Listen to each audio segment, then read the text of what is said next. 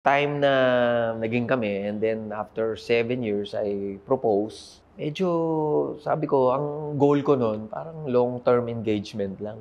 Kasi yun yung time na galing ako sa marriage ko, sa first marriage ko and then nagpa-annulled na ako. Hindi ko makita yung sarili ko na ikakasal ako muli.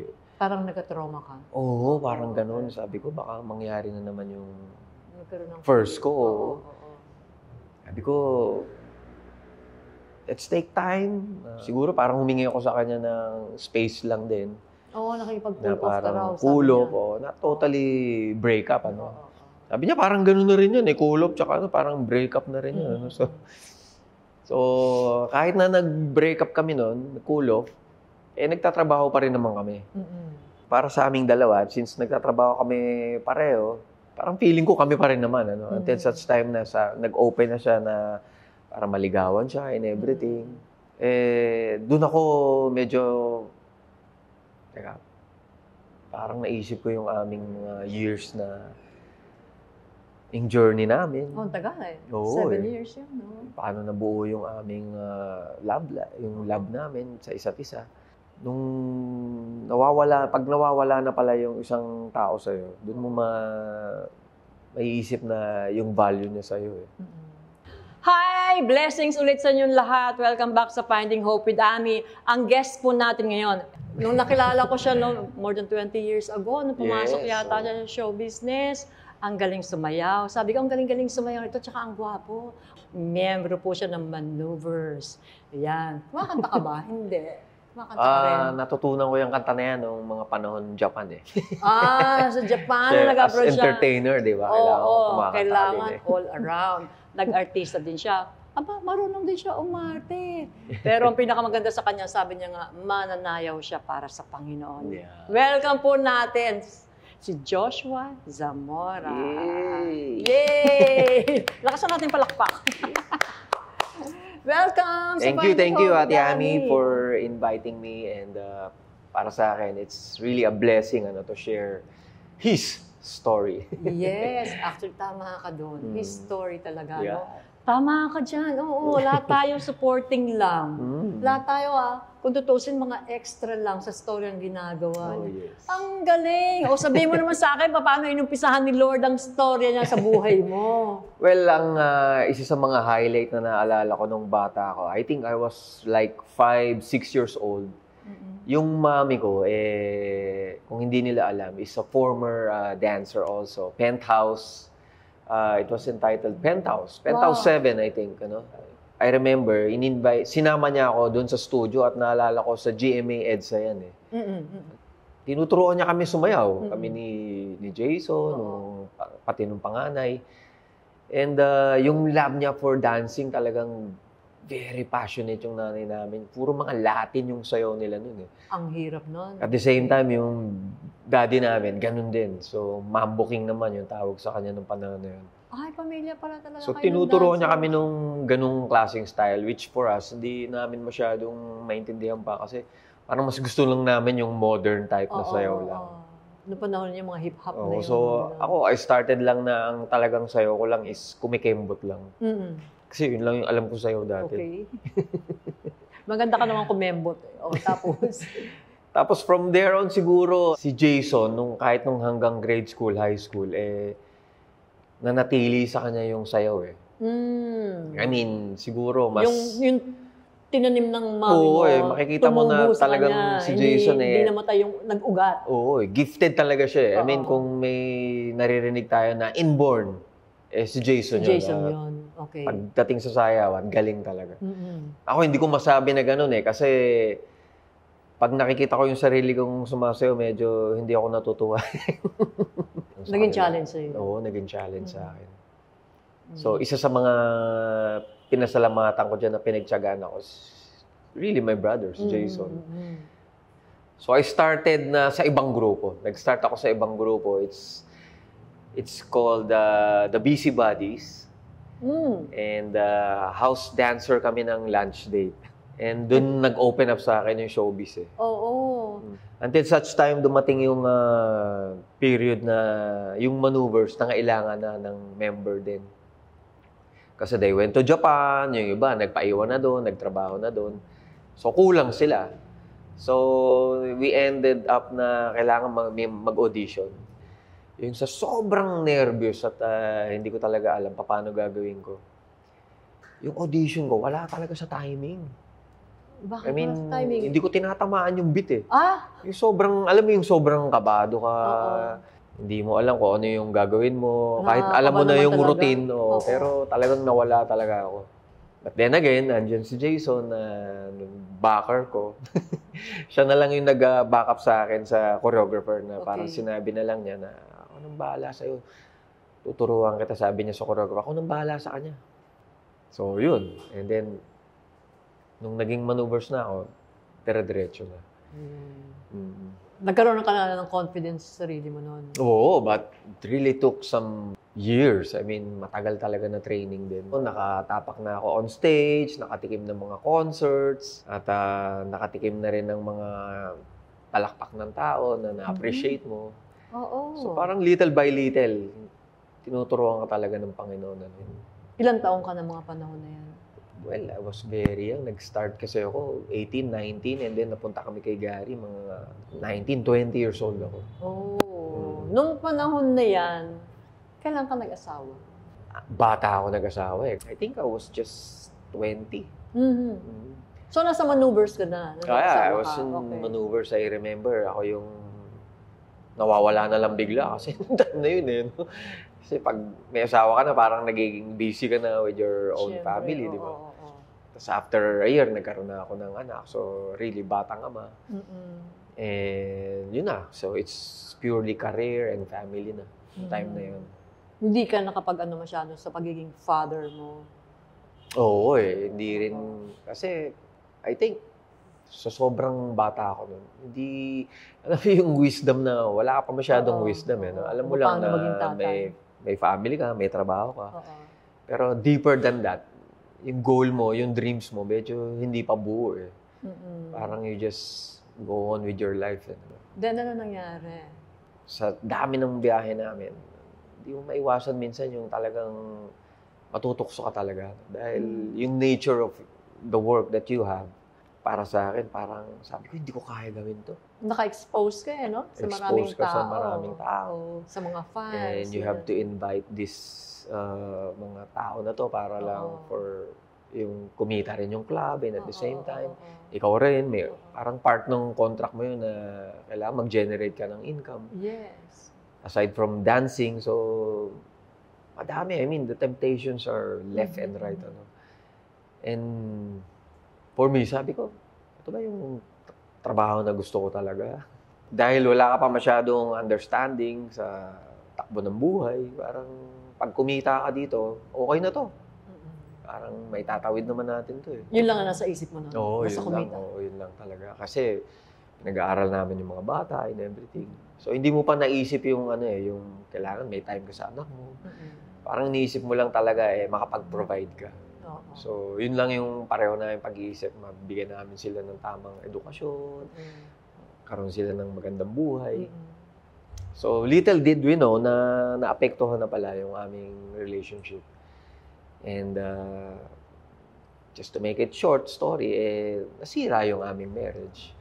That's why every time I share kung ano yung past ko, hindi naman sa nagdodwell ako sa past, but hindi siya, for me, hindi siya design ni Lord na magkahiwalay kayo.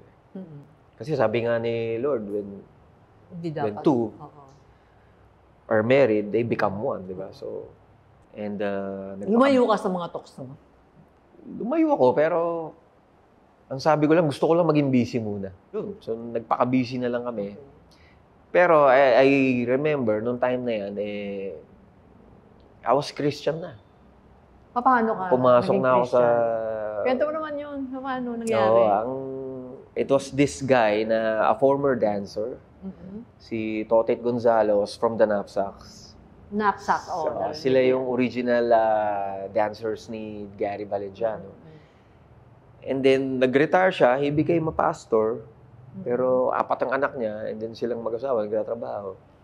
Pero nung time na yun, sinasabi niya na wala talagang pera sa pagiging pastor. And hindi niya ma-sustain. Hindi niya mabigyan ng magandang edukasyon yung mga bata, ng magandang buhay. So bumalik siya sa pagsasayaw. The first dance na sinayawan niya sa amin is yung sayaw namin, yung Shout for Joy. Oh, wow. And that was the year na parang nilaunch pa lang ni Gary yung song na yun. So, di namin alam kung coincidence ba to. Kasi kilala namin siya na talagang pastor dati. Okay. And then this guy danced for us for, I think, 7-8 years. Until such time na nagkaroon siya ng isang sakit na very rare disease. And bago pa siya magkasakit nun, siya yung tipong tao na, kasi kami yung original dancers ng ASAP nun eh. Okay. Maneuver Street Boys nandun. Every Sunday, he would invite us to Victory, to the church. Lagi niya sinasabi, tara guys, mag-church naman tayo. Kailangan natin tong lahat. Kami yung sinasabi lang namin lagi, okay lang kami, cool lang kami dito. Baka mas kailangan mo yan. But during those days, kahit si Gary, binibigyan niya na kami ng mga Bible studies noon. So little did we know na nagtanim na pala sa amin si Gary noon. So alam na namin yung buhay Kristiyano, yung paano ka save. Pero yung encounter with the Lord, wala pa eh. Yung personal encounter mo? Oo, wala pa eh. Until such time itong si Totit na nung namatay siya dahil sa sakit na tinatawag na dermatomyositis. So from tough guy na sobrang laki ni Totit, talagang in just a month or less than a month, parang naging matanda siya. Kinailangan pa niya maghawak ng stick para lang makapaglakad siya. Pumupunta sa Manila Genesis, tapos pinagpe-pray namin siya doon. So after, I think, 2 months or less than 3 months, namatay siya agad. And dumating sa point na kami as a group, pati si Gary, devastated kami. Even sa mga concerts ni Gary, may tribute lagi itong si Totit. Doon dumating in time na, I don't know, I just surrendered to the Lord.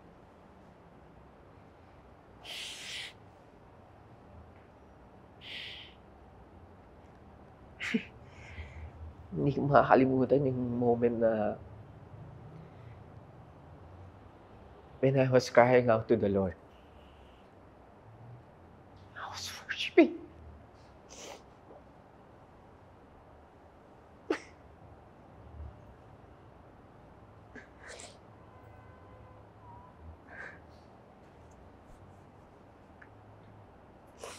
Sabi ko, parang sa pelikula na bumubukas yung langit. Yung habang nag-worship ka, nakita mo how great the Lord is. Sabi ko, Lord, alam kong makasalanan ako, pero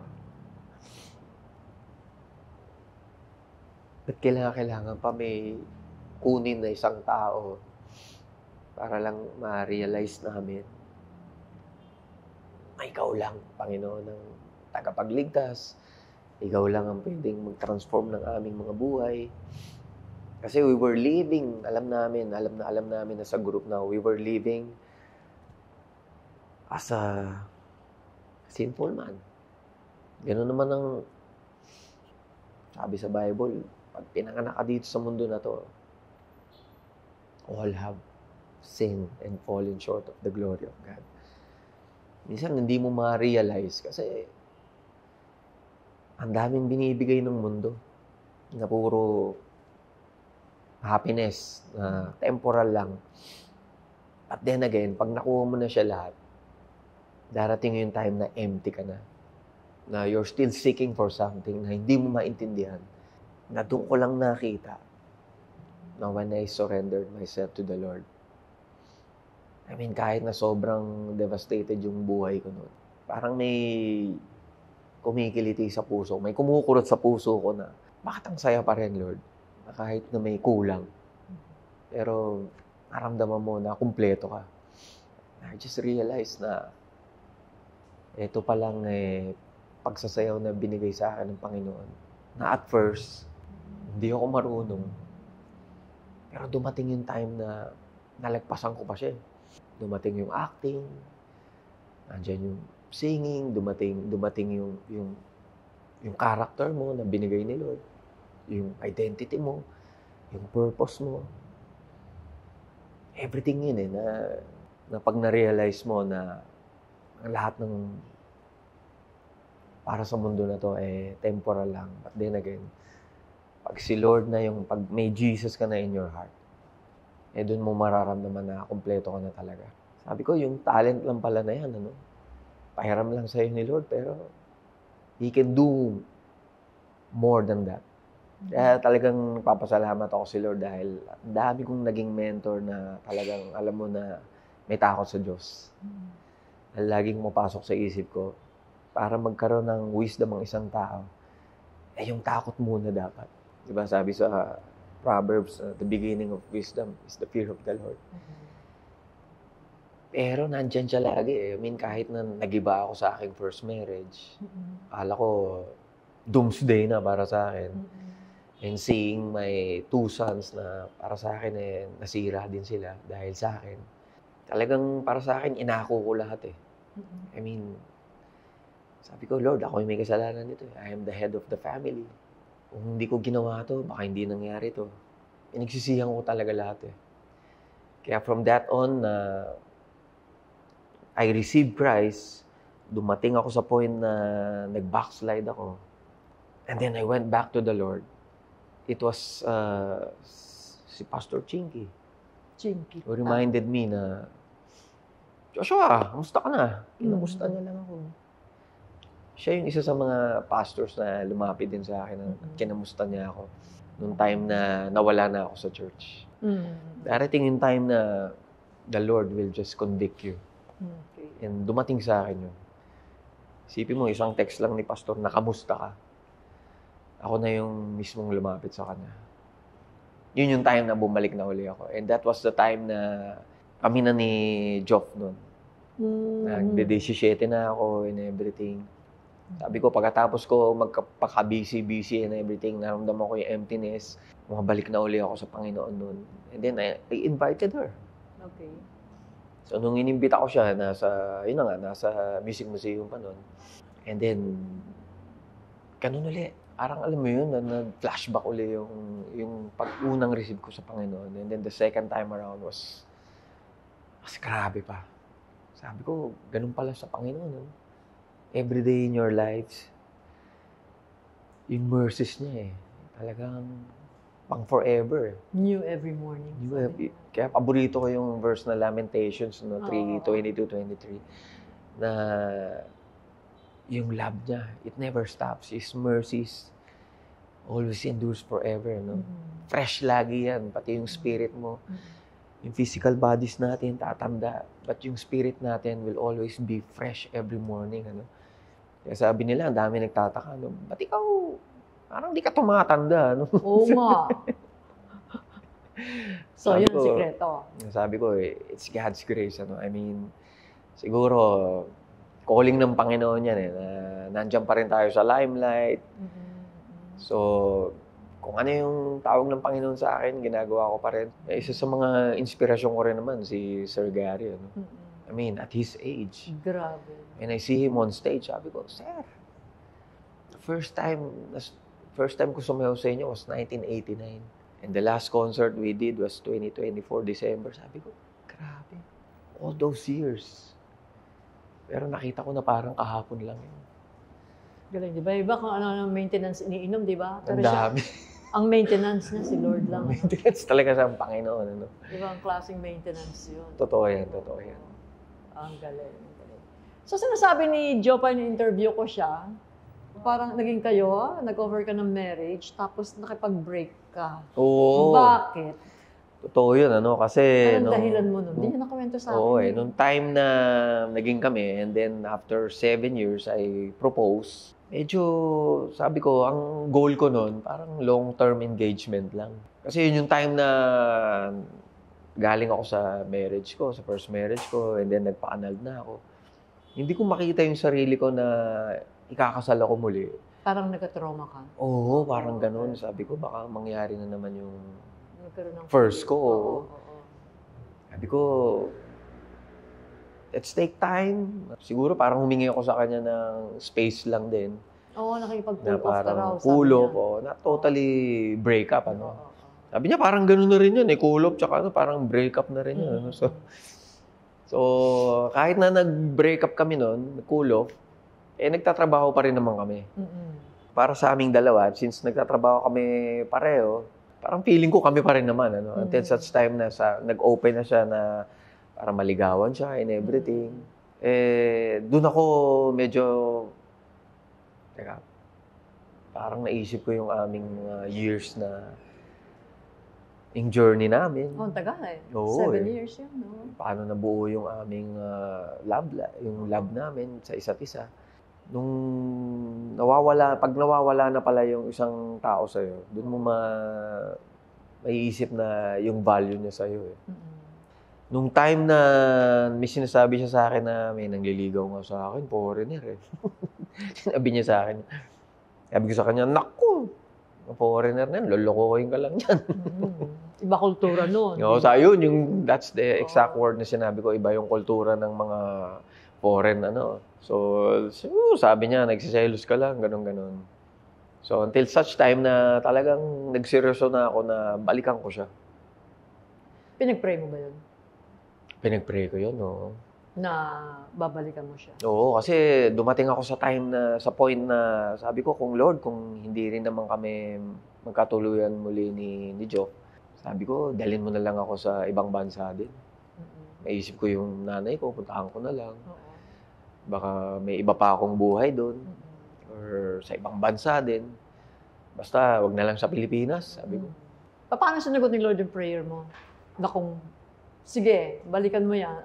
Meron bang pinakita si Lord sa'yo? Nung una, parang dumating sa point na nagharana-harana pa ako sa kanya. What made you decide na gawin lahat na naligawan siya ulit? Yung feeling ng loss na nung nawawala na siya. Kasi para sa akin, binavalue ko naman lahat kung ano yung meron kami. Yung pinagdaanan ninyo. Parang siguro, I just took time off lang na pag-isipan ng lahat na okay, I'm ready na talaga. Kasi nung time na yun na parang nag-prepare na kami ng marriage, ng venue, ng everything. Hindi pa ako handa eh. Pero nung time na binabalikan ko siya, nawala na talaga. Sabi ko, I am really decided. And gusto ko na talaga i-pursue ito. To have family again. So, doon na kami napunta. And nagulat na lang siya. Mayroon akong niregister na marriage preparation under din sa church namin. Ano yung pinaka-confirmation na siya na nga at kayo na nga ang binibigay ni Lord sa isa't isa? Well, dun sa mga pinagpe-pray namin, little by little, answered prayer. Sabi ko, biglang nagkaroon na ng venue, biglang yung mga ninongs and ninangs namin from the church din and from showbiz world, parang agree na sila lahat and everything. So, ito yung mga signs na rin na lang the Lord is with us na rin and He wants us to really become one. Tama yun, ano? Kasi pagka hindi plano ni Lord, maraming balakid. Oo eh. Pero kung plano ni Lord, everything parang naging smooth very smooth na eh. Parang naayos tsaka, isa-isa. Isa pang wino-worry namin that time, yung finances namin. Dahil syempre, alam namin na pag isang kasal na ganito, malaki yung gagastusin namin and everything. Pero ang dami within our community na parang ang daming help na nangyari. Na sunod-sunod na, wow, venue na and everything. Ewan ko, bigla na lang ganun eh. Nag-provide ganun pala pag si Lord ang sumagot namin. Ang galing. Kung iniisip mo pa lang, sa kanya buo na. Nando na siya, nauna na siya. Yes. That's the right word. Masasabi mo siya talaga ang gumawa niya. Siya ang gumawa ng kwento niyo. Siya ang nagbuo lahat. Was there a time na, or may experience ka na, nag-worry ka, nagkaroon mo malaking problema, o may bayarin, o may ganyan, pero kumilos ang Panginoon? I think, since tayo naman lahat nasa flesh pa rin, talagang darating yung time na may fear tayo in everything. Pag nandyan na yung bills and everything, the tuitions, yung taon-taon, nagra-rise up siya. Yung mga early years ko na nung kami mag-asawa, talagang grabe warrior kami. Hindi warrior. Oo, hindi warrior eh. Kasi talagang nag-aalala kami. Sabi ko, Ito lang yung ginagawa natin na alam natin eh, acting, magsayaw. Pero hindi, grabe yung provisions ng Panginoon eh, no?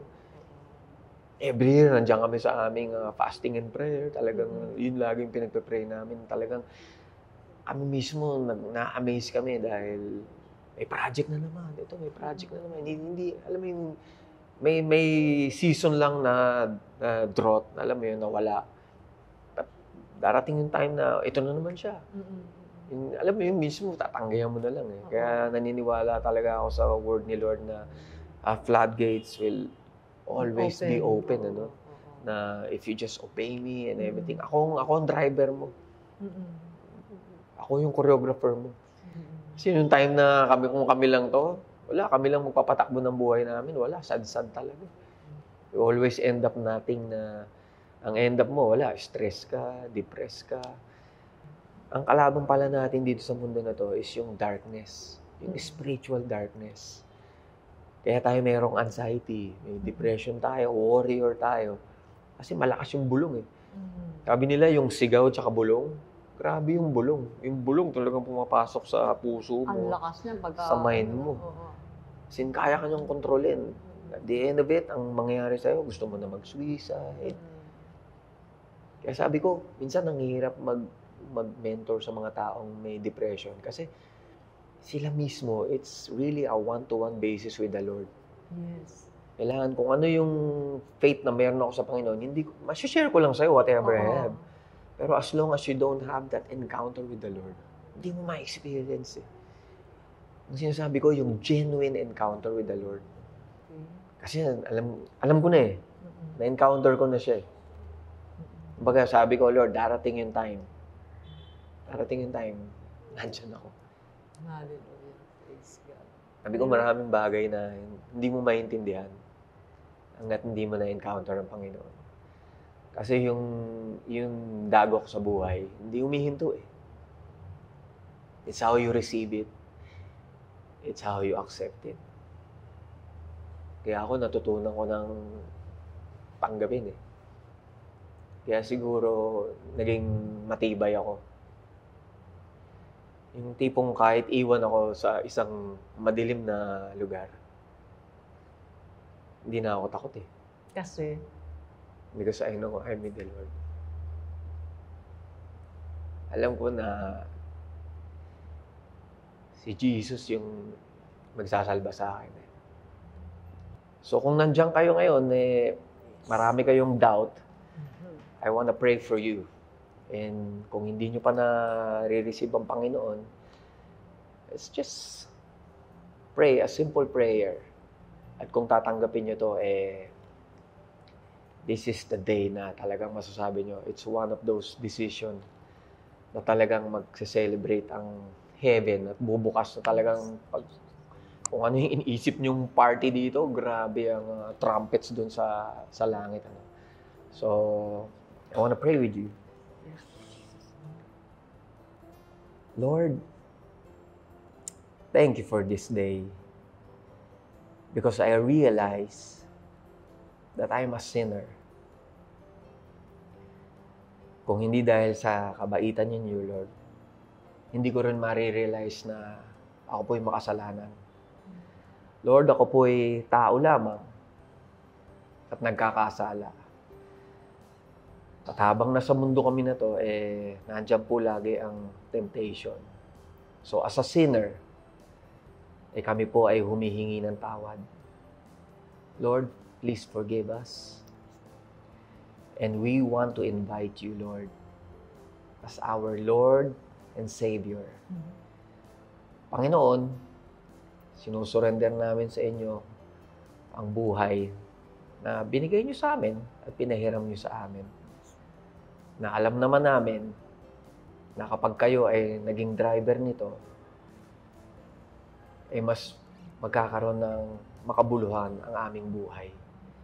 Because sinabi mo sa inyong word na you are the way, the truth, and the life. Lord, sinubukan na namin na patakbuhin yung aming buhay. Pero lagi kaming sumisemplang. Pero nung makilala namin kayo, at makikilala pa namin kayo, marireveal pa yung maraming katotohanan. At pag nalaman namin yung mga katotohanan na yan, kayo ang magbibigay ng buhay sa aming buhay. At bibigyan nyo kami ng buhay na walang hanggan. At ito po ay magkakaroon pa kami ng more excitement sa aming buhay. Kung ano man po ang meron kami ngayon, tinataas namin ito sa inyo. Lord, let your plan, let your will be done. Yes. So maraming salamat, Panginoon. And in this we pray. In Jesus' name we pray. Amen. Amen. Hallelujah. Praise God. Kung ikaw, kapatid, sumabay doon sa prayer na yon, asahan mo na ang mga magandang pangyayari sa buhay mo. Oh, yes. At kung totoong galing sa puso mo yon, sigurado, hindi ka bibiguin ng Panginoon tulad ng ginawa niya sa buhay ni Joshua. Yes. Ay nako. Alam mo, yan yung lahat ng tao may longing sa puso. Diba? Yung longing na yon, hindi natin alam kung ano. Hinahanap natin kung ano yung makakapag-feel ng longing na yun. Hanapin natin sa relationship, sa pambababae, o pagbo-boyfriend, sa pagsusugal, pag-inom ng alak, drugs, lahat ng bisyo. Pero pagkatapos ng magawa, empty pa rin. Yes. Ayun pala yung longing na yun. Isa lang makaka-feel, di ba? Maraming salamat po. Nako, ang dami na namin na pagkwentuhan. I'm sure kayo din nag-enjoy sa kwentuhan. At kayo ay na-bless din sa maraming kwento ni Lord. Diba? Na kami yung mga extra lang at supporting lang. Hanggang sa susunod po, dito pa rin sa Finding Hope with Ari. God bless you abundantly.